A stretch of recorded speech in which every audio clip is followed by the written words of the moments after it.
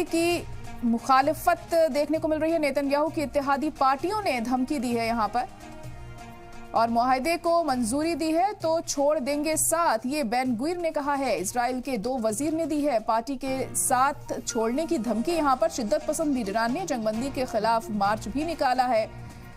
अब इसको लेकर क्या कुछ रुख रहता है नेतन्याहू का, यह भी अहम होगा यहां पर देखना। और इसी खबर पर ज्यादा चर्चा कर लेते हैं। खास मेहमान भी हमारे साथ जुड़ चुके हैं। मेजर जनरल राजन कोचर जी हमारे साथ जुड़ गए हैं, जो कि इंटरनेशनल अफेयर एक्सपर्ट हैं, और मेजर जनरल पीके सहगल जी भी इस वक्त हमारे साथ जुड़ गए हैं, जो कि डिफेंस एक्सपर्ट हैं। आप दोनों का बहुत इस्तकबाल है सलाम टीवी में। पहले राजन कोचर जी, आप ही के पास मैं आना चाहूंगी यहाँ पर। अब देखिए, बेन गुइर ने मुखालिफत की है जिस तरह से जंगबंदी की बात अब आगे बढ़ रही है और करीब करीब जंगबंदी हो गई है, कई मरहलों में ये होगी, लेकिन मुखालिफत क्यों उसकी की जा रही है बेन गुइर की तरफ से, और क्या इस वजह से इसमें कुछ दिक्कत भी पेश आ सकती है?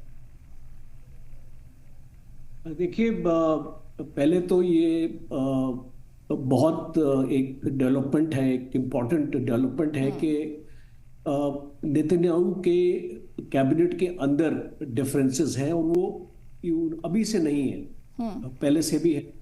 और हमने ये देखा है कि खास तौर पे फिलाडेल्फी कॉरिडोर का जो मामला है वो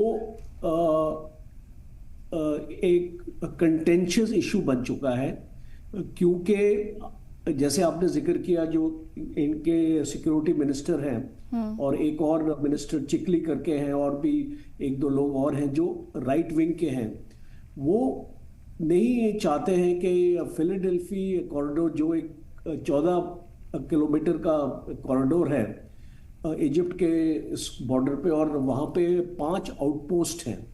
और हमने पहले भी अपना देखा है और ये एक्सपीरियंस इजराइल ने किया है कि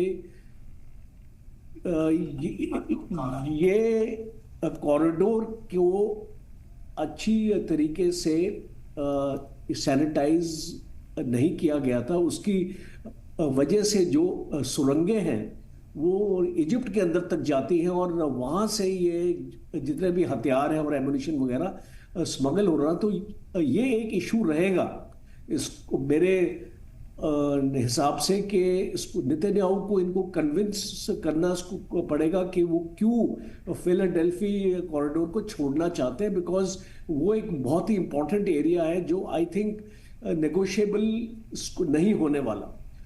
दूसरा इंपॉर्टेंट एस्पेक्ट ये है कि जो 2 स्टेटमेंट्स के ऊपर मैं आपकी नजर लेके जाना मांगता हूं। एक जो अभी इसको नेक्स्ट NSA बनने वाले हैं